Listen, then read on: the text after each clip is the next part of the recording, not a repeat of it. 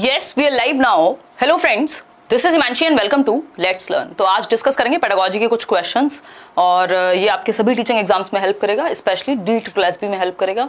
अगर हम बात करें जो नया तरीका है, कुछ एग्जाम्स में 2-4 क्वेश्चन आते हैं वो स्टेटमेंट और कंक्लूजन वाले, जैसे मैं आपको दिखा भी देती हूँ। तो मेनली उस तरह के क्वेश्चंस करने वाले ये एक ऐसी सीरीज रहेगी जिसमें आपको अलग अलग तरह के पेडागोजी क्वेश्चंस देखने को मिलेंगे। ठीक है, कुछ टाइम से हमने ब्रेक लिया, ब्रेक क्या एक्चुअली चीज़ें तो पैरेलली चलती रहती हैं, बट अभी हम कंटिन्यू करेंगे अच्छे से।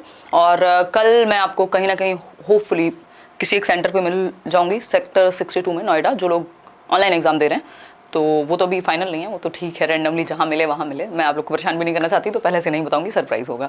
ठीक, अगर हम बात करते हैं तो कुछ क्वेश्चंस करेंगे जिसमें ऐसे कुछ 2 स्टेटमेंट 4 स्टेटमेंट होंगे, फिर उसमें से चूज करना होगा, दोनों सही है, एक सही है, 3 सही हैं।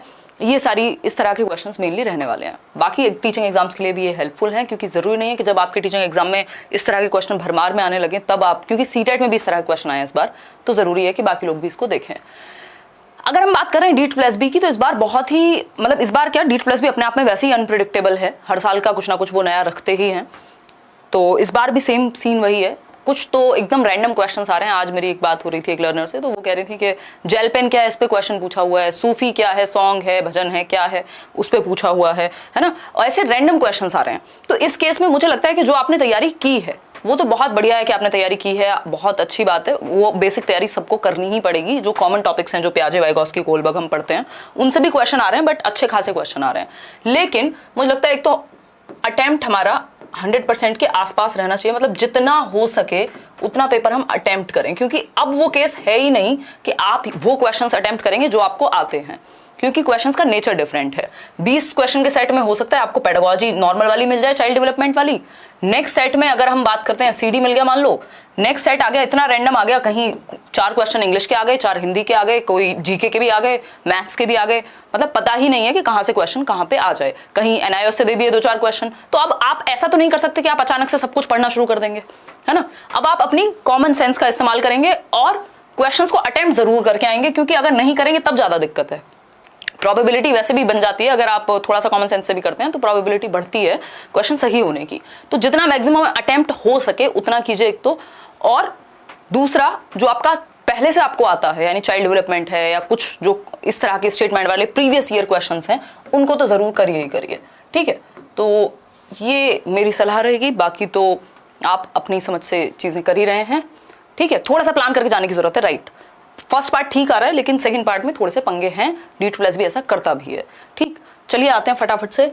मीटअप है 27 मार्च को, संडे को। अभी डेली क्लास आपकी शुरू हो गई है। ये एग्जाम्स खत्म भी होंगे DSSB के तब भी हम पेडागोजी के क्वेश्चंस करते रहेंगे। कभी 1 लाइनर करेंगे, कभी कोई टॉपिक करेंगे, बट वीक में एटलीस्ट 4-5 दिन जो मंडे टू फ्राइडे का आपका है, वो क्लासेस आपकी 9:30 चलेंगी लेट्स लर्न पे।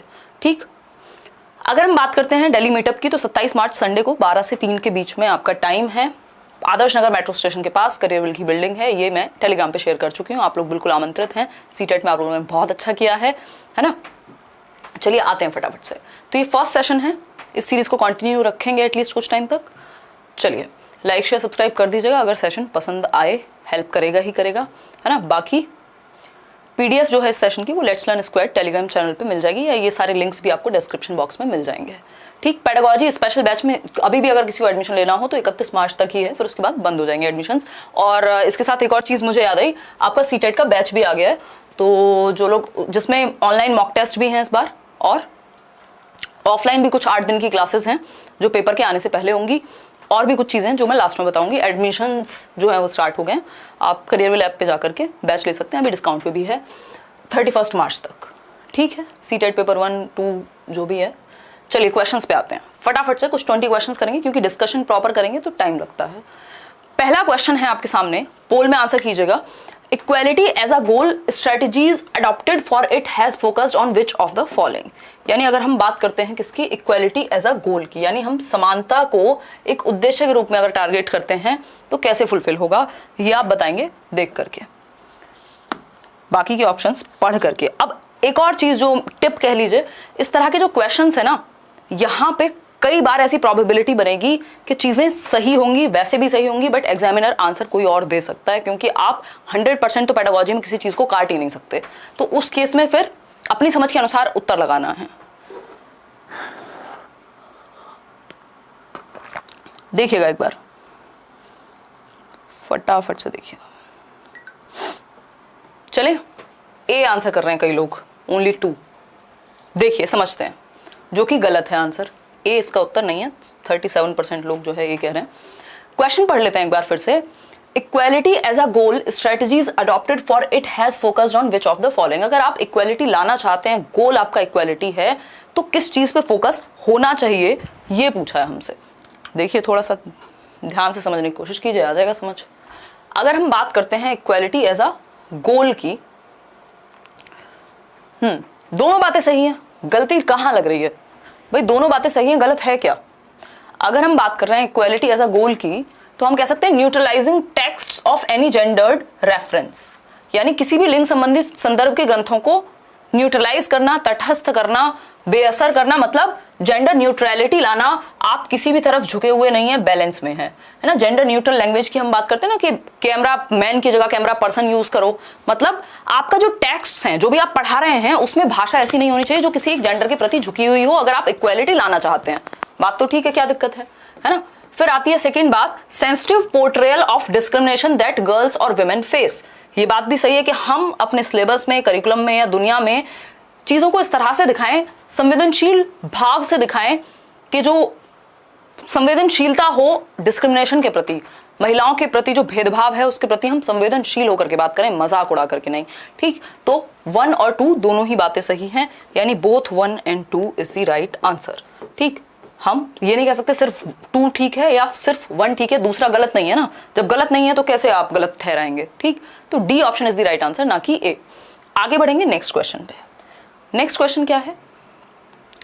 क्वेश्चन नंबर 2 देखिए एक बार। बाकी जिनका भी एग्जाम हुआ हो वो नीचे अपने व्यूज दे सकते हैं। Gender has primarily been viewed, यानी लिंग को कैसे देखा गया है मुख्य रूप से। आंसर कीजिएगा पोल में। राइट, लाइक शेयर भी करते रहिएगा खुशी खुशी। बहुत टाइम बाद ऐसे शुरू कर रहे हैं लाइव सेशन, अब 9:30 डेली मिलेंगे। बताइएगा फटाफट। अगर आप आज की डेट में ये चाहते हैं कि कोई आपको 100% क्वेश्चंस करा देगा और वो D2+B में आ जाएंगे, ऐसा है ही नहीं, है ना। वो पॉसिबिलिटी ही खत्म हो चुकी है। बताइए फटाफट से। बहुत बढ़िया। तो अगर हम बात करें, बी कह रहे हैं कई लोग, समझते हैं। देखो, as concerning only girls and women a biological category, ऐसा माना गया है कि जेंडर मतलब वुमेन को या महिलाओं के ही कंसर्न में है, मतलब बायोलॉजिकल कैटेगरी है कि भाई उनको कुछ बायोलॉजिकल ड्यूटीज हैं जो निभानी है, कह सकते हैं। As an isolated category not related to other issues, हाँ, इसको अदर इशूज से जोड़ा ही नहीं गया कि इनइक्वालिटी हो रही है या फिर एजुकेशन का मौका नहीं मिल रहा या भेदभाव हो रहा है लोगों के प्रति, उस चीज की तरह देखा ही नहीं गया, बस जेंडर को एक अलग कॉन्सेप्ट बना दिया गया। ये बात भी ठीक है। In terms of provision of equal facilities, ये भी एक मुद्दा रहा है जेंडर के बारे में। तो क्या कहेंगे, तीनों बातें सही हैं। और इस तरह के जो क्वेश्चंस होते हैं ना, वहां मैं हमेशा से ये बोला है, ऑल ऑफ द अबव वाला जो फंडा है ना, वो बहुत हद तक काम कर जाता है। यदि आप कंफ्यूज हैं तो आप, या फिर आपको श्योरिटी नहीं है, अगर श्योरिटी है तो फिर लगा दीजिए, अगर कंफ्यूजन है तो फिर बोथ की तरफ जाने की कोशिश कीजिए। 1, 2 और 3 तीनों सही है। ठीक, अगर हम इसमें कहें कि 1 और 2 सही है, 2nd और 3rd सही है, बिल्कुल सही है, लेकिन बेस्ट ऑप्शन जिससे नंबर मिल पाए। ठीक है, आगे बढ़ेंगे नेक्स्ट क्वेश्चन की तरफ। नेक्स्ट क्वेश्चन क्या है हमारा? क्वेश्चन नंबर है 3। पढ़िएगा एक बार, क्वेश्चन नंबर 3 पढ़ेंगे। देखिए क्वेश्चन नंबर 3 क्या कहता है, which of the following is or are principles of growth and development, यानी कौन से जो हैं वो प्रिंसिपल्स हैं, सिद्धांत हैं वृद्धि और विकास के। फटाफट से बताइए। पहला ऑप्शन है आपका, development never follows a pattern, यानी डेवलपमेंट का कोई पैटर्न नहीं होता। ये तो हमने जब 7-8 दिन की ऑफलाइन क्लास हुई थी, 3-3 घंटे की क्लासेस आपको मिली थी, वहां पे भी डिस्कस किया है भाई डेवलपमेंट का एक पैटर्न है। या किसी कोई भी मैराथन सेशन अगर आपने पेडागोजी का देखा होगा, डेवलपमेंट हमेशा सीक्वेंस में और पैटर्न में चलेगा। ठीक है, ऐसा नहीं है कि एक पैटर्न नहीं होता, तो ये तो हट गया। Principle of individual differences, yes, व्यक्तिगत विभिन्नता होती है। एक टीचर सेम टॉपिक को एक तरह से पढ़ाएगा, दूसरा टीचर उसी टॉपिक को दूसरे तरह से पढ़ाएगा। क्या हुआ? इंडिविजुअल डिफरेंसेस हैं। ठीक, प्रिंसिपल ऑफ इंटीग्रेशन, कि हमारी बॉडी के जितने भी हिस्से हैं, पार्ट्स हैं, वो एक साथ मिलकर एक सिंगल यूनिट के रूप में काम करते हैं। जब हम साइकिल चला रहे हैं, जब हम फुटबॉल खेल रहे हैं, तो एक यूनिटी में काम हो रहा है। Development proceeds from general to specific, यानी सामान्य क्रियाओं से विशिष्ट की तरफ हम जाते हैं। सामान्य क्रियाओं से विशिष्ट की तरफ कैसे जाएंगे भाई हम, कि बच्चा पहले रोएगा भी तो पूरी बॉडी का इस्तेमाल करेगा, आप उसको कुछ पकड़ने को कहोगे तो पूरी बॉडी का इस्तेमाल करेगा, फिर वो धीरे धीरे स्पेसिफिक हो जाते हैं उसके एक्शंस, राइट। तो सेकंड, थर्ड और फोर्थ ये बात सही है, फर्स्ट गलत है। सेकंड, थर्ड और फोर्थ कहाँ है हमारे, ए ऑप्शन में ही है। होपफुली आप लोग आंसर भी सही दे रहे होंगे। यस, 56% आंसर्स ही इसमें सही है। मतलब इस तरह के क्वेश्चंस में आप कंफ्यूज होते हैं, ये अब बोर्ड को भी पता लग चुका है और उसी तरह के क्वेश्चंस आपके सामने आ रहे हैं, तो इनसे घबराना नहीं है, इनको फेस करना है। इस तरह के क्वेश्चंस की जब आप बहुत ज्यादा प्रैक्टिस करेंगे तो क्या होगा, ये डर निकल जाएगा और आपको आइडिया भी लग जाएगा कि किस हद तक सही उत्तर कौन सा हो सकता है। क्वेश्चन नंबर 4 देखिए एक बार, सारा खेल प्रैक्टिस का है अब यहाँ, क्योंकि एक बेसिक पढ़ाई जो सिलेबस खत्म करना है या डीप में भी पढ़ना है वो आप पेडागोजी स्पेशल से पढ़ चुके होंगे, खुद से पढ़ चुके होंगे, बुक से पढ़ चुके होंगे, लेकिन अभी कॉमन सेंस भी काम आएगा, है ना। क्वेश्चन नंबर 4 देखिए, which of the following is or are tool, और आगे चल के ये धीरे धीरे ये ट्रेंड बढ़ने वाला है। इस तरह के क्वेश्चंस का जो स्टेटमेंट कंक्लूजन वाले क्वेश्चंस हैं ये बढ़ेंगे ही, कम नहीं होने वाले। विच of the following is or are tool और टूल्स ऑफ थिंकिंग, चिंतन के टूल्स, चिंतन के उपकरण क्या हैं, सोचने के उपकरण। Mind maps, cognitive research trust, concepts, क्या तीनों में से कुछ भी गलत लग रहा है आपको? भाई माइंड मैप्स क्या है, सोचने का तो तरीका है ना, आप एक मैप बनाते हैं, मान लो आपको तैयारी करनी है, ये वाला सब्जेक्ट ऐसे करेंगे, ये टॉपिक में ये है, प्याजे में ये है, ये आपका सोचने का एक ढंग है जिससे आप प्रॉपर तरीके से क्लासिफाई कर लेते हैं या इजीली समझ लेते हैं, चीजों को सोच पाते हैं एक प्रॉपर स्ट्रक्चर में, तो माइंड मैप्स हेल्प करेंगे थिंकिंग में। कॉग्निटिव रिसर्च ट्रस्ट यानी CORT बोलते हैं। कॉग्निटिव रिसर्च ट्रस्ट क्या है कि आपकी हायर ऑर्डर थिंकिंग स्किल्स जो हैं उनको आप असेस कर पाएं, समझ पाएं, उन पे काम कर पाएं, तो बिल्कुल सही है, दिमाग लगेगा तो थिंकिंग ऑब्वियसली इसी में आ जाएगी। कॉन्सेप्ट्स भी कहां से संबंधित है, कॉन्सेप्ट्स बनते कैसे हैं, संप्रत्यय। मान लीजिए एक प्याजे का कॉन्सेप्ट है, उसमें भी तो थिंकिंग लगी होगी ना, समझने में, उसको बनाने में, तो तीनों ही बातें सही हैं। तो बोथ 1 और 2 नहीं भाई, बोथ का तो मतलब ही नहीं है, 1, 2 और 3 तीनों ही सही है। D option is the right answer, जो कि 62% लोग सही भी दे रहे हैं, राइट। आगे बढ़े, कोई दिक्कत परेशानी इस बात को समझने में है तो बताओ, चलते हैं नेक्स्ट क्वेश्चन पे चलेंगे। Which of the following problems can arise due to non use of a child's native language, यानी अब देखो ये इंग्लिश और हिंदी की पेडागोजी, इंग्लिश की पेडागोजी, आपकी EVS की, साइंस की, मैथ्स की, ऐसे भी 2-2, 4-4 क्वेश्चन आपको देखने को मिलते रहेंगे, ठीक। यस, 5th क्वेश्चन देखिएगा एक बार, फिर हम आगे बढ़ेंगे। मैं इतने कुछ कमेंट्स देख लूं, है ना, जो लोग डिस्टर्बेंस करते हैं, पढ़ाई नहीं करते हैं। New course for super TET में एडमिशन आई थिंक बंद हो गए। Thank you Ekta. एक दिन में एक पेपर तो करवा दो नीरज, एक दिन में एक पेपर नहीं, इस तरह के जो क्वेश्चंस हैं स्टेटमेंट वाले या जो जरूरी हैं उस तरह के क्वेश्चंस हम कम से कम करेंगे। यहाँ पे बात ये नहीं कितने नंबर ऑफ क्वेश्चन आपने पेपर से 2 दिन पहले कर लिए, बात ये कि जो जितने भी किए उनमें अंडरस्टैंडिंग आपकी बेहतर हुई या नहीं हुई, क्योंकि सेम क्वेश्चन तो जरूरी नहीं है देखने को मिले। अगर हम बात करते हैं क्वेश्चन नंबर 5 की, तो which of the following problems can arise due to non use of native language. Native का मतलब क्या होता है, जो आपकी मदर टंग है, जहां के आप रहने वाले हैं, वहां की जो भाषा है। तो मदर टंग को अगर आप इस्तेमाल नहीं करने देते हैं क्लासरूम में या स्कूल में बच्चे को, तो प्रॉब्लम्स क्या क्या आ सकती हैं। जितनी भी पॉलिसीज हैं, चाहे वो आपकी न्यू एजुकेशन पॉलिसी हो, चाहे वो आपका NCF हो, सब यही कहते हैं कि मातृभाषा का इस्तेमाल प्राइमरी लेवल पे एटलीस्ट होना चाहिए, है ना। जो भी बच्चे की मातृभाषा है उसको हम एक्सेप्ट करें, सब जगह पे यही बात लागू होती है। 3 लैंग्वेज फॉर्मूला भी यही कह रहा है, जो त्रिभाषा सूत्र है। तो पहला ऑप्शन है कि अगर आप बच्चे की मातृभाषा को इस्तेमाल ही नहीं करने देंगे क्लास में, तो प्रॉब्लम्स क्या क्या अराइज होंगी। तो पहली प्रॉब्लम होगी एलिनेशन की, यानी अलगाव की। बच्चा क्या है, कनेक्टेड फील नहीं कर पाएगा, वो अलग थलग हो जाएगा, विड्रॉल वाले सिम्टम्स उसमें आ जाएंगे, ठीक। लास्ट में मैं आपसे टाइमिंग का पूछूंगी कि 9 बजे रखें टाइम के 9:30 रखें, ठीक। एलिनेशन बिल्कुल सही बात है, अगर आप बच्चे की मदर टंग को यूज नहीं कर रहे हैं, वो कनेक्ट ही नहीं कर पाएगा। नॉन पार्टिसिपेशन हो जाएगा, यानी वो पार्टिसिपेट ही नहीं करेगा, क्योंकि आपकी भाषा उसे समझ ही नहीं आ रही। घर पे बोली जाती थी हिंदी, स्कूल में बोली जाती है इंग्लिश, और आपकी भाषा ना उसे समझ में आती है ठीक से, और वो कॉन्फिडेंट भी फील नहीं करता अपनी बात को एक्सप्रेस करने में, तो वो पार्टिसिपेट ही नहीं करेगा, वो हाथ ही नहीं उठाएगा क्वेश्चन पे जब क्लास में कुछ पूछा जाएगा या उससे बात करने की कोशिश होगी। फिर है third, large scale drop out. अब ऐसा क्या होगा जब बच्चे को समझ में ही नहीं आ रहा है स्कूल में क्या चल रहा है और घर पे कुछ और है, उसको कुछ और आता है, कनेक्ट ही नहीं हो पा रहा कुछ, तो क्या होगा, स्कूल भी छोड़ेंगे बच्चे फिर, है ना। तो स्कूल भी छोड़ेंगे, ठीक।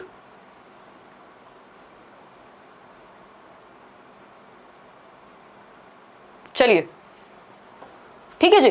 तो फर्स्ट, सेकंड और थर्ड तीनों ही बातें सही हैं। A option is the right answer. Clear है बात? कोई दिक्कत परेशानी इस बात को समझने में? दे भी रहे हैं आप लोग। चलिए आगे बढ़ते हैं नेक्स्ट क्वेश्चन की तरफ। नेक्स्ट क्वेश्चन क्या है हमारा? क्वेश्चन नंबर 6 देखिएगा।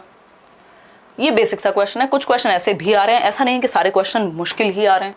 The operant model was related to which of the following, यानी जो संक्रियात्मक मॉडल कह लीजिए या ऑपरेंट कह लीजिए आप इसको, वो किसके द्वारा दिया गया? हिंदी में थोड़ी बहुत गड़बड़ हो सकती है, वो ट्रांसलेशन इश्यूज होते हैं, देखिए एक बार, बट थोड़ी बहुत ही होगी अगर होगी तो। 9:30 इज राइट ना? चलिए बहुत बढ़िया, आप तैयारी ये शुरू कर दीजिए। अगर आप आगे भी एग्जाम की किसी भी तैयारी कर रहे हैं तो ये क्वेश्चन आपको फॉर श्योर हेल्प करेंगे।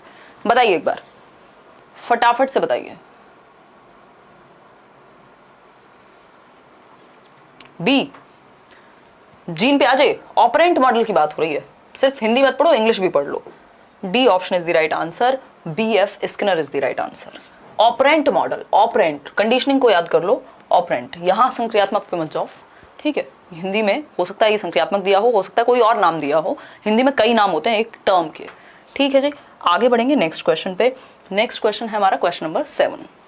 विच of the following is a role that a teacher has to play? भाई कौन सा रोल है जो एक टीचर को प्ले करना चाहिए क्लासरूम के अंदर? फास्ट देते हैं पोल, भाई थोड़ा मौका दो उनको। इंटरैक्टिव रोल प्ले करना चाहिए, पर्सपेक्टिव रोल प्ले करना चाहिए, या फिर अगर हम बात करें दोनों को, बताइए एक बार। Neither 1 nor 2, both 1 and 2, only 2 या ओनली 1? अब देखो इस तरह के क्वेश्चन में रिस्क बन जाता है। कई बार आपके साथ ऐसा हो सकता है, कुछ क्वेश्चंस में प्रोबेबिलिटी होगी कि आप अपनी समझ से बेस्ट आंसर लगा रहे हैं बट वो गलत हो जाए एज पर बोर्ड, ठीक है? अगर हम कहें तो कोई दिक्कत नहीं थी, पर्सपेक्टिव का रोल भी प्ले कर सकता है टीचर, यानी अलग अलग पर्सपेक्टिव दिखा सकता है बच्चे को, बट जनरली हमारा फोकस किस पे रहता है? करना क्या चाहिए, ये पूछा हैज टू प्ले, करना क्या चाहिए? तो करना चाहिए इंटरैक्टिव रोल। अगर इंटरैक्शन है यानी बातचीत है तो अपने आप ही पर्सपेक्टिव्स भी शेयर हो जाएंगे, तो इन्होंने कंसिडर कर लिया only 1 is the right answer, ठीक है? अब ये ऑफिशियल आंसर है। अब हैज टू, अगर थोड़ा सा भी लैंग्वेज में चेंज है तो उत्तर चेंज हो जाएगा। इसमें बोथ आंसर नहीं था, तो ऐसी प्रोबेबिलिटी बनेगी कई बार जब आप अपनी तरफ से सोच समझ के सही उत्तर दे रहे होंगे, बट गलती होगी तो उतनी प्रोबेबिलिटी छोड़ देनी है 2, 4, 5 क्वेश्चन की कि गलत हो सकते हैं, क्योंकि इस तरह के क्वेश्चंस में आप 100% प्रोबेबिलिटी नहीं लगा सकते, ठीक? पीडीएफ मिल जाएगी टेलीग्राम चैनल पे, लेट्स लर्न स्क्वायर। आगे बढ़ेंगे, only 1 is the right answer over here, क्योंकि इंटरैक्टिव अगर है तो पर्सपेक्टिव अपने आप हो जाएगा। फिर है question number 8, what are the various tasks that listeners complete while listening? यानी वो कौन से विभिन्न कार्य होते हैं जिन्हें श्रोता सुनते समय पूरा करते हैं? मतलब कौन से टास्क लिसनर्स कंप्लीट करते हैं, मतलब जब वो सुन रहे होते हैं तो कौन से टास्क करते हैं? कोई भी, अगर मान लीजिए आप ही अभी सुन रहे हैं तो कौन से टास्क आप फुलफिल कर रहे हैं, ये पूछा है हमसे। बताइए फटाफट से, तैयारी में जुट जाइए। अब सीटेट हो चुका है, रिजल्ट आ चुका है, मौके मिलेंगे, कम मिलें ज्यादा मिलें बट मिलेंगे, तो बेटर है कि आप तैयारी में जुट जाएं, ठीक है जी। चलिए आइए फटाफट से। ए कह रहे हैं 42% लोग, both 1 and 2, listen and mug up, कम से कम पढ़ तो लें हम। अगर दूसरा बिल्कुल ही नेगेटिव ऑप्शन है तो मैंने ऑल ऑफ द अबव कब कहा है? जब आपको नेगेटिव नहीं मिल रहा हो या थोड़ी कंफ्यूजन हो, है ना? अगर हमें क्लियरली बताए कि एक ऑप्शन नेगेटिव है तो उसको क्यों काउंट करेंगे? अगर रटने की बात हो रहा है, मगअप क्या होता है? घोट के पी जाना, बोलते हैं ना कई लोग, ये क्वेश्चन घोट के पी जाओ, तो वो रट्टा है ना? वो क्या है? गले लगाइए नहीं होगा, ये रटना होगा, ये ट्रांसलेशन मिस्टेक है, ठीक है? ठीक है, मगअप मतलब रोट, बिल्कुल रट्टा लगा लिया आपने, ठीक? तो रट्टा नहीं लगाना। सुनने वाले का जो काम है सुनते समय वो है सुनना और गैस करना कि आगे क्या बोलेंगे या क्या बोल रहे हैं, उसका मतलब क्या है, अनुमान लगाना। तो only D is the right answer, यानी only 1 is the right answer, जो कि 49% लोग दे रहे हैं। चलें आगे, कोई दिक्कत नहीं है इस क्वेश्चन को समझने में, बढ़ते हैं फटाफट से आगे बढ़ते हैं। नेक्स्ट क्वेश्चन है हमारा क्वेश्चन नंबर 9। क्वेश्चन नंबर 9 देखिए, Which of the following is or are the basic concepts on John B. Watson? यानी जॉन ब्रॉडस वॉटसन के बेसिक कॉन्सेप्ट्स कौन से हैं? फादर ऑफ बिहेवियरिज्म है जेबी वॉटसन, ये हम जानते हैं। व्यवहारवाद की बात करते हैं, एनवायरमेंट से कंडीशनिंग की बात करते हैं, तो कौन से बेसिक कॉन्सेप्ट्स हैं जो जेबी वॉटसन के यहाँ अप्लाई हो सकते हैं? ऑप्शंस पढ़िए, पहले 3 स्टेटमेंट पढ़िए और फिर उनके ऑप्शंस पढ़िए, ठीक है? फटाफट से आंसर कीजिए, फिर हम आगे बढ़ेंगे। फोन कौन कर रहा है? अच्छा चलिए फटाफट बताइए। अब डेली क्लास रखेंगे, मतलब मैं कितने भी काम कर लूँ दुनिया के, अगर लेट्स लर्न पे लाइव नहीं कर पाती ना, मतलब मुझे बड़ा इनकम्प्लीट सा फील रहता है, जितने भी दिन हो जाए। मतलब अगर मुझे लगता है कि कोई एक चीज़ है जो नहीं कर रही हूँ मैं, मतलब ये ऐसी सी एक चीज़ है जो बहुत which is very close to my heart. देखिए अच्छा लग रहा है आप लोगों से कनेक्ट करके, 9th का सी कह रहे हैं 41%, यानी एनवायरमेंटलिज्म यानी पर्यावरणवाद का मतलब क्या हुआ? कंडीशनिंग। कंडीशनिंग कहां से होगी? पर्यावरण से ही होगी। आदत कहां से डलेगी? पर्यावरण में एक्टिविटी करवा के कंडीशनिंग होगी। ठीक। स्टडी ऑफ इमोशंस, हाँ 3 प्रकार के इमोशन दिए हैं इन्होंने, फियर, एंगर और लव, इन्होंने काम किया है। प्रैक्टिकल एप्लीकेशंस, जो दुनिया में इन्होंने कहा है कि आप मुझे 1 दर्जन बच्चे दो, मैं उनको कुछ भी बना सकता हूँ, चोर, डॉक्टर, सिपाही, जो आप चाहें, है ना। तो प्रैक्टिकल एप्लीकेशन उन्होंने की है। डर बच्चे में बिठाया है, उसको हटाने की बात हुई है। तो तीनों ही बातों को हम सिरे से नहीं नकार सकते। C option is the right answer over here. Clear है? आगे बढ़ेंगे। ठीक, लाइक शेयर भी करते रहेंगे खुशी खुशी। 3100 लोग हम जुड़ गए। देखिए 10th क्वेश्चन देखिए एक बार। 10th क्वेश्चन क्या कह रहा है? 10th क्वेश्चन हमारे सामने कह रहा है कि according to NCF 2005 which of the following is or are the objectives of teaching EVS, यानी ईवीएस पढ़ाने के उद्देश्य क्या हो सकते हैं एज पर एनसीएफ, जो कि एक डॉक्यूमेंट है, एक नेशनल करिकुलम फ्रेमवर्क है, राष्ट्रीय पाठ्यचर्या की रूपरेखा है, एनसीईआरटी के द्वारा दिया गया था, जिसमें अलग अलग विषयों के बारे में बात कही गई है कि इस विषय को ऐसे पढ़ाइए, इसको ऐसे पढ़ाइए, बच्चे को केंद्र में रखिए, एक्टिविटी कराइए, उसके भले के बारे में सोचिए, ये सारी चीजें हैं। ठीक, तो ईवीएस की अगर हम बात कर रहे हैं तो कौन से ऑब्जेक्टिव्स एनसीएफ के अनुसार सही होंगे? पहला ऑप्शन है to develop an awareness about environmental issues, यानी पर्यावरणीय मुद्दों के बारे में बच्चों के बीच जागरूकता लाना कि आप पॉल्यूशन फैला रहे हैं। अगर आप एक इंसान घर से जो है एक पर्सनल व्हीकल लेकर के, प्राइवेट व्हीकल लेकर निकलता है, या फिर अगर हम इलेक्ट्रिसिटी ऑन छोड़ दे रहे हैं, या फिर हम और इस तरह की चीजें कर रहे हैं, कूड़ा फैला रहे हैं बाहर, तो इससे पर्यावरण के मुद्दे जो हैं बच्चा उनके प्रति अवेयर होगा यदि आप वो डिस्कस करेंगे। तो ये बात तो ठीक है। फिर है to train children to locate and comprehend relationships between natural, social and cultural environment, यानी बच्चे को ये आइडिया लग पाए कि जो नेचुरल यानी प्राकृतिक एनवायरनमेंट है, जो सामाजिक एनवायरनमेंट है, प्राकृतिक कौन सा? पेड़ पौधे, पहाड़, पानी, है ना। सोशल क्या है? जिसमें लोग इन्वॉल्व हैं, और कल्चरल जो हमारी संस्कृति से चला आ रहा है। तो इन सब के बारे में वो डिफरेंस थोड़ा सा जान पाए। बिल्कुल ठीक है, कोई गलत बात नहीं है। फिर आता है, क्योंकि ये भी तो एनवायरनमेंट का हिस्सा हुए ना, फिर आता है C to nurture the curiosity and creativity of the child particularly in relation to the natural environment, यानी हम बच्चे के अंदर की जो जिज्ञासा है और जो रचनात्मकता है उसको क्या कर पाए? नेचुरल एनवायरनमेंट में बाहर लेकर के आ पाए। तो बच्चे के भले के बारे में तीनों स्टेटमेंट, कुछ भी ऐसा नहीं है जो नेगेटिव है। तो जब नेगेटिव नहीं है कोई, तो मतलब तीनों सही है, फर्स्ट, सेकेंड और थर्ड, यानी A option is the right answer. बिल्कुल क्लियर है बात, कोई दिक्कत परेशानी इस बात को समझ रहे हो हमें नहीं होनी चाहिए, राइट। आगे बढ़ेंगे नेक्स्ट क्वेश्चन पे। क्वेश्चन नंबर 11 देखिए एक बार। Which of the following criteria are met by the Kohlberg's stages of moral development, यानी कोहलबर्ग की जो मॉरल डेवलपमेंट की स्टेजेस हैं, कौन सा क्राइटेरिया मैट होता है उनके अनुसार, यानी कोहलबर्ग की थियोरी के अनुसार कौन सी एक बात सही है? सिंपल शब्दों में यही कहा गया है। ठीक है, अगर हम बात करते हैं तो कह सकते हैं स्ट्रक्चर्ड होल्स, यानी एक स्ट्रक्चर बनाया गया है एज अ होल। अब डायरेक्टली तो बात ऐसी नहीं होती है कोहलबर्ग की थियोरी में, अगर इस वर्ड को हम देखें तो ये कहीं गेस्टाल्ट में जाके फिट होगा, बट हम कह सकते हैं कि ऑप्शन में है और हमें उत्तर उसके अनुसार लगाना है। ठीक, क्वालिटेटिव डिफरेंसेस, यानी गुणात्मकता में अंतर होता है सोच में, बिल्कुल सही बात है। फिर आएगा इनवेरिएंट सीक्वेंस, यानी सीक्वेंस को आप नहीं बदल सकते, जो 6 स्टेजेस हैं वो अपने सीक्वेंस में रहेंगी। बिल्कुल बात सही है, ये दोनों 100% सही है।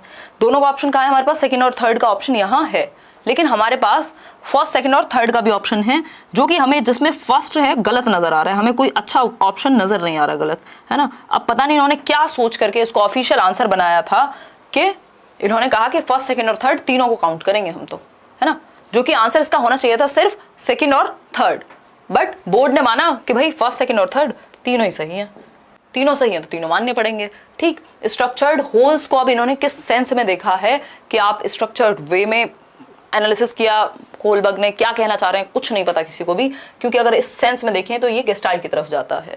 तो मेरे अनुसार इसका आंसर सेकंड, थर्ड होना चाहिए था, लेकिन आंसर इन्होंने फर्स्ट, सेकंड और थर्ड दिया है, तो कुछ क्वेश्चन में रिस्क रहेगा, इस बात में कोई भी दो राय नहीं है। आगे बढ़ेंगे नेक्स्ट क्वेश्चन की तरफ। नेक्स्ट क्वेश्चन क्या है हमारा? क्वेश्चन नंबर है 12। Which of the following processes are involved in problem solving, यानी समस्या समाधान में कौन सी प्रोसेसेस या प्रक्रियाएं शामिल होती हैं? समस्या समाधान में कौन सी प्रक्रियाएं शामिल होती हैं ये पूछा है। कंपेयर करना, इन्फरिंग, कंपेयर करना मतलब तुलना करना दो चीज़ों के बीच में कि ये सॉल्यूशन बेटर है या ये बेटर है, इसको ऐसे सॉल्व करूं या ऐसे सॉल्व करूं। फिर नेक्स्ट चीज़ है आपकी इन्फरिंग, यानी अनुमान लगाना। फिर है classification of objects and data, यानी आप ऑब्जेक्ट्स और डेटा को क्लासीफाई कर पाएं, आप विभाजित कर पाएं कि जो भी आपके पास डेटा है उसको अलग अलग कैटेगरी में बांट पाएं यूजिंग ट्रायल एंड एरर। अगर एक तरीका काम नहीं किया दूसरा काम नहीं किया तीसरा, गलतियों से सीखा ट्रायल एंड एरर। तो प्रॉब्लम सॉल्विंग में ये सभी चीज़ें इन्वॉल्व होती हैं, यानी समस्या समाधान में हम चारों ही तरीकों का इस्तेमाल प्यार से कर सकते हैं। ऐसा ऑप्शन हमारे पास है B option, first, second and third, fourth. B option is the right answer. कल जितने भी लोगों का एग्जाम है D2+B का, मिलते हैं नोएडा सेक्टर 62। अभी जगह डिसाइडेड नहीं है, बट 62 के किसी सेंटर पे मिलेंगे दोपहर में। चलिए आगे बढ़ते हैं।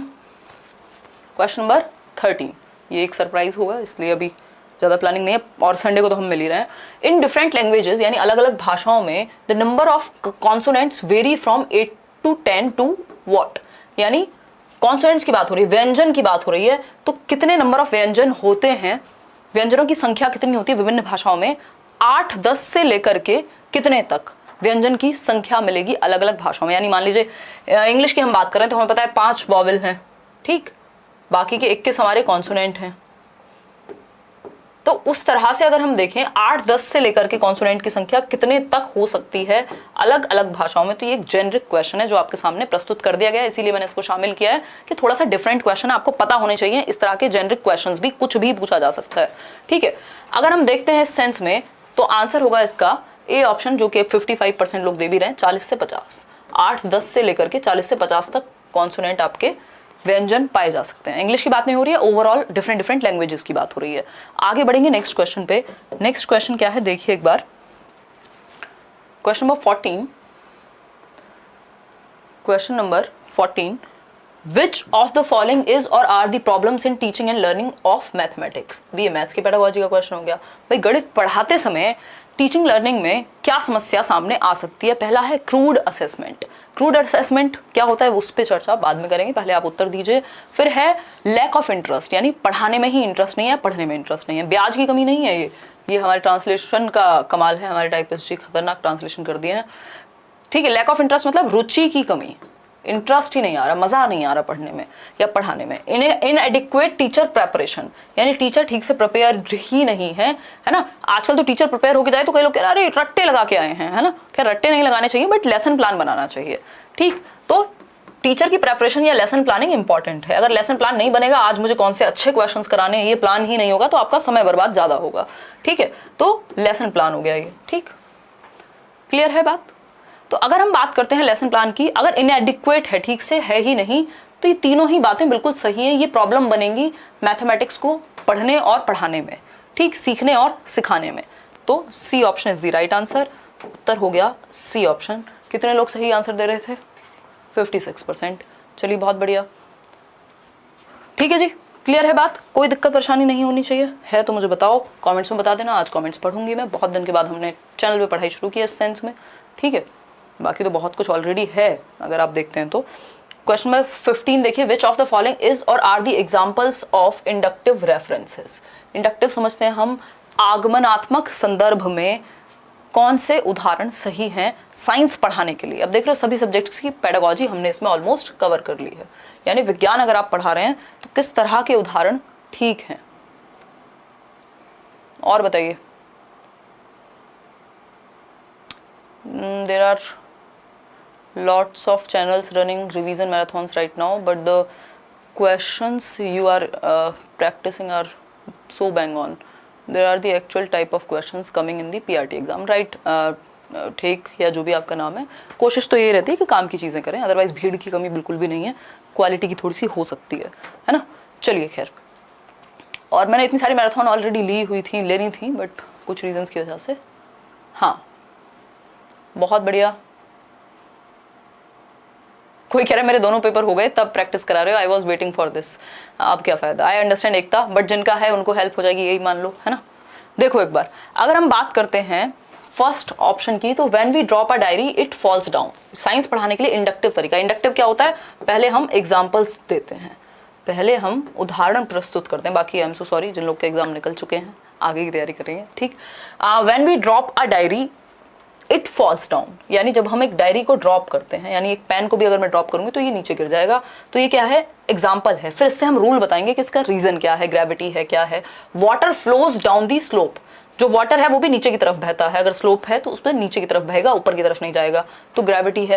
बाद में बताएंगे, पहले एग्जांपल प्रस्तुत कर रहे हैं, बाद में डेफिनेशन देंगे हम, ठीक है। अ flower from a plant is attracted by the earth, जो फ्लावर है वो अट्रैक्शन किससे है, अर्थ से है। तो इन तीनों स्टेटमेंट से दिखा करके, इन एग्जाम्पल से जो कि स्पेसिफिक है, हम एक जनरल डेफिनेशन प्रस्तुत करेंगे। तो एग्जाम्पल 2, रूल जाया जाता है इंडक्टिव मेथड में, तो ये बात सही है, तीनों ही इंडक्टिव का उदाहरण बन सकते हैं। First, second and third is the right answer, A option सही है, बिल्कुल कोई दिक्कत परेशानी इस बात को समझने में नहीं हो रही है।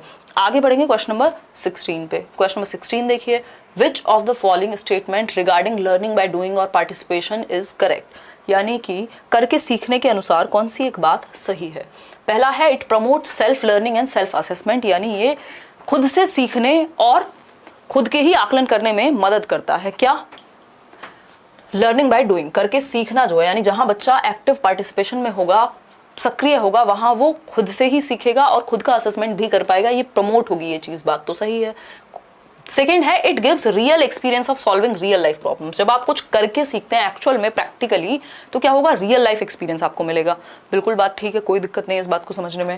फिर है, it is a way of combining thinking and reasoning with the practical act of manipulating objects for solving a problem, यानी ये एक वे है, कंबाइन करते हैं जिसमें हम थिंकिंग और रीजनिंग को, यानी चिंतन और तर्क दोनों का इस्तेमाल करके प्रैक्टिकल एक्ट निकालते हैं जिसमें हम एक्चुअल प्रॉब्लम को सॉल्व करेंगे। तो तीनों में से कोई भी बात मुझे तो बुरी नहीं लग रही है, आपको भी नहीं लग रही है शायद, तो डी ऑप्शन आप लोग कह रहे हैं। फर्स्ट, सेकंड और third is the right answer, D option सही हो गया यहाँ पे। आगे बढ़ेंगे नेक्स्ट क्वेश्चन की तरफ। नेक्स्ट क्वेश्चन क्या है हमारा, क्वेश्चन नंबर है 17, 3 क्वेश्चन और रहते हैं, फिर हम सीटेट के बैच की डिटेल्स भी डिस्कस करेंगे और आपके डाउट्स भी। अकॉर्डिंग टू लेव वाइगोस्की के अनुसार, through which of the following stages does a child progresses in developing language function, यानी वाइगोस्की के अनुसार निम्नलिखित में से किस अवस्था में बच्चा विकासशील भाषा के कार्यों में प्रगति करता है। यानी लैंग्वेज की अगर हम बात करें तो वो कैसे डेवलप करेगा, उसकी जो स्टेजेस हैं लैंग्वेजेस की, या अगर हम बात करें लैंग्वेज के थ्रू सीखने को, वो किन किन स्टेजेस के थ्रू गुजरेगा। पहला है ईगोसेंट्रिक स्पीच, दूसरा ऑप्शन है सोशल स्पीच, तीसरा ऑप्शन है इनर स्पीच। इस तरह का क्वेश्चन इस बार भी आ रहा है, जिन लोगों से मेरी बात हुई है ना, जो मेल आए हैं। बात है सोशल स्पीच, इनर स्पीच, दोनों की बात किसने की हुई है, वाइगोस्की ने की हुई है। हालांकि साइलेंट इनर स्पीच की वो बात करते हैं अगर एग्जैक्टली बात की जाए। ईगोसेंट्रिक स्पीच को वाइगोस्की ने प्राइवेट स्पीच कहा है, ठीक है। इनिशियली ये जो डॉक्यूमेंट्स में भी अगर आप जाएंगे समझेंगे इस चीज को, ईगोसेंट्रिक जो वर्ड है इसको यूज प्याजे करते हैं, ठीक है। बात ये है कि ये इन्होंने कॉन्टेक्स्ट चेंज कर दिया, जिस तरह से इन्होंने क्वेश्चन देना शुरू किया, इन्होंने कॉन्टेक्स्ट चेंज कर दिया, क्योंकि उसी ईगोसेंट्रिक स्पीच को प्राइवेट स्पीच का नाम कौन दे रहे हैं, वाइगोस्की दे रहे हैं, जो कि बाद में आई थिंक उन्होंने बात की, ठीक। तो वो प्राइवेट स्पीच ईगोसेंट्रिक से अलग नहीं है, बस फर्क इतना है कि वाइगोस्की कह रहे हैं कि भाई प्राइवेट स्पीच क्या है, इंपॉर्टेंट है, यूज में काम आती है, लैंग्वेज डेवलपमेंट में काम आती है, वहीं प्याजे कहते हैं कि बहुत ज्यादा यूज की नहीं है, ठीक। तो इतना ही अंतर है। तो उस सेंस में देखा जाए तो इन्होंने कहा कि भाई तीनों को ही हम सही मानेंगे, ईगोसेंट्रिक स्पीच को हम प्याजे से भी जोड़ देंगे, हम वाइगोस्की से भी जोड़ देंगे, तो जो ऑप्शन में हो लगा के आ जाना है, ठीक। ऐसी सी स्थिति सिर्फ D++ में है, ये इन्होंने कंफ्यूजन क्रिएट प्रॉपर की है, ठीक है। D option is the right answer. Question number 18 देखिए, विच, अब इसका मतलब ये नहीं है कि प्राइवेट स्पीच जो ईगोसेंट्रिक स्पीच वाइगोस्की ने बना दी है ना, समझ पा रहे हो फर्क। हाँ, तो तीनों सही है क्योंकि तीनों ही लैंग्वेज को डेवलप करने में मदद करेंगे, इसलिए सही है। इसलिए नहीं कि ईगोसेंट्रिक स्पीच को उन्होंने दे दिया था वाइगोस्की ने, वो जो ईगोसेंट्रिक स्पीच है उसी को प्राइवेट स्पीच कहते हैं वाइगोस्की, तो कॉन्टेक्स्ट के अनुसार सही है। Which of the following statement regarding learning centred approach is or are correct. Learning centred मतलब जहां लर्नर सेंटर्ड होंगे, जहां अधिगम पे फोकस होगा, जहां बच्चा एक्टिव होगा, ठीक है। टीचर सेंटर्ड नहीं है, लर्निंग सेंटर्ड है, ठीक। तो बच्चा एक्टिव होगा, तो इस बारे में कौन सी एक बात सही है। पहला ऑप्शन है, it is basically learner centred but includes teachers in the process of learning in a classroom situation, कि ये बेसिकली लर्नर सेंटर्ड होती है, बच्चे को केंद्र में रखा जाता है, बट टीचर भी इन्वॉल्व होते हैं क्लासरूम में लर्निंग प्रोसेस को बेहतर बनाने के लिए।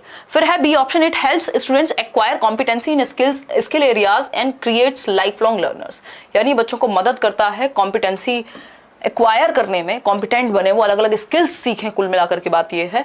तो दोनों ही बातें सही है, जहां बच्चा एक्टिव होगा वो स्किल्स भी सीखेगा, तो D option is the right answer, जो कि आप में से 73% लोग दे भी रहे हैं।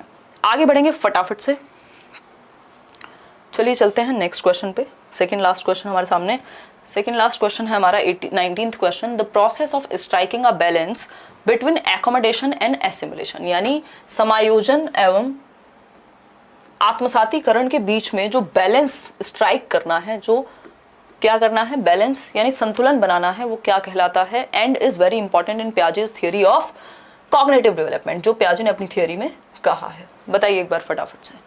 इक्विलिब्रेशन कहेंगे या अडेप्टेशन कहेंगे? हमें पता है इक्विलिब्रेशन बैलेंस क्रिएट करने की सिचुएशन है, ठीक है। अगर हम बात करें तो बैलेंस क्रिएट करने की जो सिचुएशन है इक्विलिब्रेशन है। आपका जो होता है डिसइक्विलिब्रियम वो इम्बैलेंस कहलाएगा, ठीक। अडेप्टेशन तो जस्ट हिस्सा है इसका, ठीक, हिस्सा है इसका, ये कह सकते हैं। वो अडेप्ट करके आप इक्विलिब्रियम क्रिएट करो, चाहे वो आप एसिमुलेट करके करो, इक्विलिब्रियम होना चाहिए, यानी दिमाग में जो है और बाहर की दुनिया में जो है वो बैलेंस में होना चाहिए। अगर ये पेन है और आपको भी पता है ये पेन है, दैट मीन्स आप इक्विलिब्रेशन में हैं, आपके दिमाग में बैलेंस है, संतुलन है। अगर आप कह रहे हैं ये पेन नहीं है, ये तो गाय है, ये तो काऊ है, तब वो फिर प्रॉब्लम क्रिएट करेगा, इम्बैलेंस हो जाएगा। तो सिर्फ सेकंड ही यहाँ सही होगा, C option is the right answer. तो हर क्वेश्चन में हमारा ऐसा नहीं हो सकता कि बोथ सही हो जाए, वह कुछ जगह पे क्लियर कट आंसर्स होते हैं, उन्हीं में से एक ये क्वेश्चन है। आगे बढ़ेंगे, क्वेश्चन नंबर 20 देखिए। क्वेश्चन नंबर 20 कहता है which of the following is or are the limitations of using learner centred approach in classroom. Again के लिमिटेशंस क्या है? अभी फायदे पूछे थे, अब लिमिटेशन पूछ रहे हैं। लिमिटेशन समझते ना, परेशानियां क्या क्या हैं लर्नर सेंटर्ड क्लासरूम को यूज करने में, फटाफट से बताइए, फिर आगे बढ़ेंगे। शिवानी कह रही है हेलो एवरीवन। हेलो शिवानी, हम भी आपका स्वागत करते हैं, डेली मिलेंगे रात को। अभी टाइम एक बार डिस्कस कर लेंगे, 9:30 रखेंगे वैसे, बाकी आप लोग जो पोल में बताएंगे, है ना, और कहाँ कल किसका पेपर है उस पर भी चर्चा करेंगे। फटाफट से बताइए। बोथ 1 and 2 ज्यादातर लोग कह रहे हैं, चलो पहले पढ़ तो लें। Difficult to increase the achievement level of all the students on an average within a limited period of time. ये डिफिकल्टी है, ये प्रॉब्लम फेस करनी पड़ेगी यदि आप लर्नर सेंटर्ड अप्रोच अपनाते हैं कि हर एक बच्चे की अचीवमेंट लेवल को इंक्रीज करना बहुत कम समय में भारी पड़ सकता है, क्योंकि बहुत सारे बच्चे हैं या जितने भी बच्चे हैं उनको इंडिविजुअल अटेंशन की जरूरत पड़ेगी। लर्नर सेंटर्ड मतलब बच्चे के पेस पे, बच्चे के इंटरेस्ट के अनुसार बच्चे की एक्टिविटी करा के सिखाना, मतलब टाइम टेकिंग प्रोसेस है। फिर है it requires teachers who are very sensitive to the needs of the students. ऐसे टीचर और ऐसा सिस्टम चाहिए जो बहुत ही एफिशिएंट हो, जहां पे ना रिसोर्सेज की कमी हो ना टाइम की कमी हो, पूरा प्रॉपर प्लान्ड करिकुलम चाहिए। यानी दोनों ही बातें सही हैं, both 1 and 2 is the right answer. D option सही है, बाकी सारे गलत हो गए यहाँ पे, मतलब बाकी सारे गलत की जरूरत ही नहीं पड़ी क्योंकि दोनों सही हैं, तो बाकी अपने आप ही हट जाएंगे। ठीक है, होपफुली आपको ये सेशन पसंद आया होगा। इस तरह के क्वेश्चन पेपर में आ रहे हैं, कुछ टेढ़े मेढ़े क्वेश्चन भी आ रहे हैं जो कुछ लोगों को पेपर इजी लग रहा है। एक जो लर्नर है उनका आई थिंक कैफे है यहाँ जीटीबी नगर, उस दिन मिल गए थे तो कह रहे थे मेरे को तो सीटेट से भी इजी लग रहा है, क्योंकि कुछ लोग होते हैं ना जिनको कॉन्सेप्चुअल क्वेश्चन में ज्यादा दिक्कत होती है कि डायरेक्ट क्वेश्चन आ रहे हैं, तो बहुत ज्यादा घबराना नहीं है, ज्यादा लोगों की बात भी नहीं सुननी है, जो काम की चीज है उस पर ध्यान देना है। ये पीडीएफ में शेयर कर दूंगी लेट्स लर्न स्क्वाड पे। आज जैसे मैंने बताया सूफी क्या है इस पे क्वेश्चन आ गया, जेल पेन क्या है इस पे क्वेश्चन आ गया, तो कुछ तो बिल्कुल जेनरिक रैंडम क्वेश्चन आ रहे हैं, उनके लिए आपको कहीं से प्रिपरेशन नहीं करनी, चुपचाप से जितना आपने पढ़ा है उसको और अच्छे से पढ़ के जाना है, दिमाग खोल के ज्यादा से ज्यादा अटेम्प्ट करने की कोशिश करनी है, कॉमन सेंस का यूज करके, क्योंकि 2020 के चंक में आ रही हैं चीजें। अच्छा, टाइम 9:30 रखे हैं 9, वो आप एक बार पोल में बताइएगा। इसके अलावा सीटेट का बैच करियरविल ऐप पे अभी एडमिशन स्टार्ट है, 31 मार्च तक डिस्काउंट है, आई थिंक कुछ 1700 का बैच है, और जिसमें आपकी ऑफलाइन क्लासेस भी होंगी 8-10 दिन की, जब भी पेपर आने वाला होगा उससे पहले मास्टर क्लासेस आपकी 8-10 दिन तक ऑलमोस्ट फ्री रहेंगी इस बैच के लोगों के लिए। इसके अलावा अगर हम बात करें पेपर 1 पेपर 2, आपके 10 ऑनलाइन मॉक टेस्ट भी मिलेंगे जो आप करियरविल की वेबसाइट पे ही अटेम्प्ट कर पाएंगे ऑनलाइन। प्रीवियस ईयर तो मिलेंगी e book, but 10 mock test online होंगे जो आप अटेम्प्ट कर पाएंगे, ठीक, बैच में ही। इसके अलावा टीचर्स सारे आप देख ही पा रहे हैं, सीडीपी मैं लेती हूँ वहाँ, बाकी अलग अलग सब्जेक्ट टीचर्स आपका कंप्लीट एक बैच होगा, ठीक। पेपर 2 का एक बैच है। इसके अलावा पेपर 1 पेपर 2 दोनों के बैचेस हैं ऑब्वियसली, पेपर 1 and 2 भी एक कंबाइंड बैच है। इसमें जो कुछ डिस्काउंट है आपके जो चलेंगे 31 मार्च तक, ठीक। टारगेट बैच है, ये सारा आपको पूरी पीडीएफ मिल जाएगी, डाउट सेशंस, और आप जो लाइव क्लासेस होती हैं डेली अलग अलग सब्जेक्ट्स के जो टीचर्स हैं वो लेंगे, और वो आप रिकॉर्डेड भी देख सकते हैं, ठीक है। क्लास नोट्स और ये सब तो होगा ही, प्रैक्टिस क्वेश्चन या प्रीवियस ईयर के सेट भी, साथ में मॉक टेस्ट भी ऑनलाइन मोड में, जो कि आप वेबसाइट पे ही दे पाएंगे। फ्री मास्टर क्लास भी होगी जो इस बार हम नहीं दे पाए थे क्योंकि कोरोना की वजह से क्या हो गया था, वो सिटिंग ही अलाउड नहीं थी उस लेवल पे, तो ये एक बात है। जिनको फी स्ट्रक्चर समझ में ना आए, मैं 1 मिनट लेके समझा देती हूँ। जैसे ये कंबाइंड बैच है 3499 का, यानी 3500 का, जिसमें पेपर 1 और पेपर 2 दोनों हैं। ये आपका 3000 इसकी फी होगी, और जो पुराने लर्नर्स हैं आई थिंक उनके लिए भी कुछ ऑफ है, तो वो आप एक बार करियरविल डाउनलोड करके वहाँ देख लीजिएगा, टीचिंग एग्जाम्स में जा करके। जिनको बैच एनरोल करना है, एडमिशन स्टार्ट हो गए हैं। बैच शुरू होगा कब से? 28 तारीख से। 27 को हम मिल रहे हैं, मीटअप की भी बात कर लेते हैं। जो जो याद आ रहा है मैं बताती जा रही हूँ आपको। और पेडागोजी स्पेशल में भी अगर आप जुड़ना चाह रहे हैं तो अभी 31 तक वहाँ पे भी अवेलेबिलिटी है। संडे को हम मिल रहे हैं, पेपर दे के आइए आराम से। All the best. कल मैं मिलती हूँ और इस तरह के क्वेश्चन हम करेंगे, है ना। और कल मैं आपको मिलूंगी एग्जाम सेंटर पे ही, कहीं नोएडा में, ठीक है।